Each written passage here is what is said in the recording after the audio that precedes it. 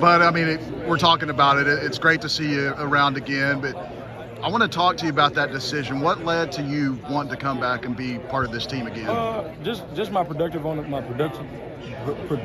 Golly, I couldn't say that. My productiveness on the field, and then been around Coach Avalos again. I feel like he had an NFL mind, so I needed somewhere to be in there, pretty much to grow my knowledge. And I feel like I wasn't too ready, but I was ready. You feel me?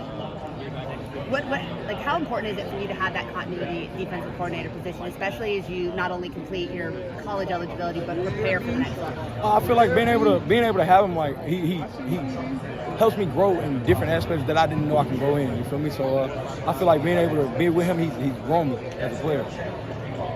What about this defense is going to be better in 25 than it was last year? We're gonna be real solid. You know, just like everything we do is gonna be very solid.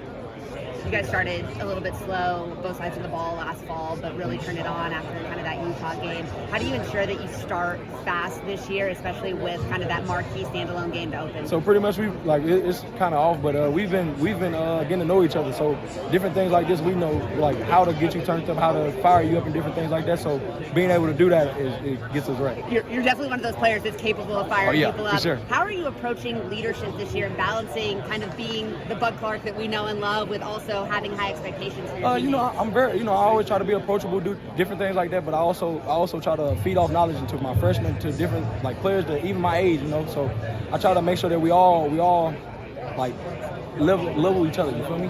So it's pretty cool. So you're the highest rated TCU player in the new college football game. Mm-hmm. Have you let your teammates know that? No, I ain't telling them that. They come tell me, so I try not to throw it in their face. What'd you think about that 92 rating though? Oh, it was amazing.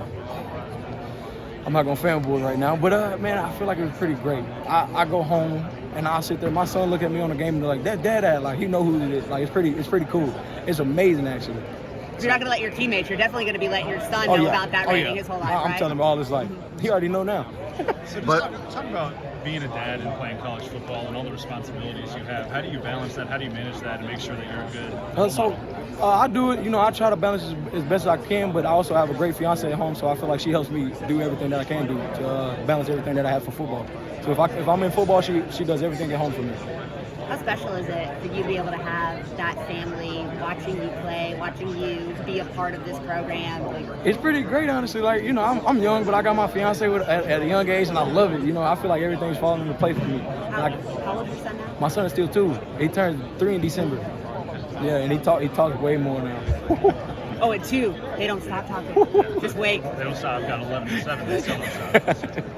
But you mentioned teammates earlier. What's the chemistry been like since those new guys arrived in January, and what you saw in spring camp about how the chemistry was? I peeped that we all got the same idea. Like, we already know what we want to do.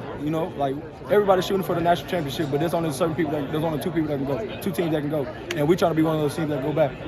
No preseason poll this year. You guys obviously have high expectations in-house, but TCU's not one of the favorites nationally to play for a Big 12 title. Mm-hmm. Does that motivate you? Do you care? Yeah, we love it. We love it. Like, we like being an underdog. Like everybody talking about whoever up top, but we come out of the blue, now what? You feel me? Feel pretty amazing. Chris dreams too. It feels great. I'm going to ask you from a defensive perspective, because you guys lost some receivers in Jack and Savion and JP.